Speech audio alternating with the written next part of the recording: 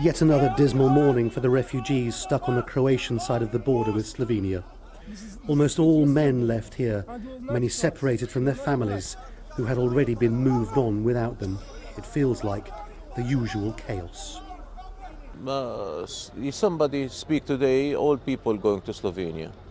But until now we don't believe him. But over the border things are very, very different.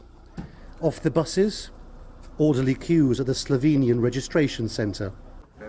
There are beds here, plenty of food, and medical facilities to care for this little child suffering from dehydration. The government said on Sunday it was being given more funding from the European Commission for places like this, on the assumption they will continue to have to clean up the mess. We are trying to go through these procedures in the most organised way in the best interest of the migrants, and I hope that we will be able to fulfil this task to the last migrant that comes to Slovenia.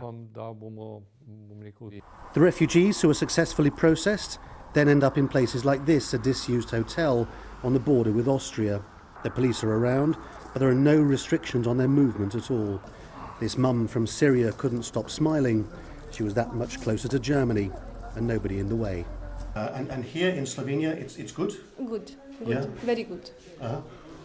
And those who end up in the capital's asylum centre are free if they wish to simply jump on a train with anybody else.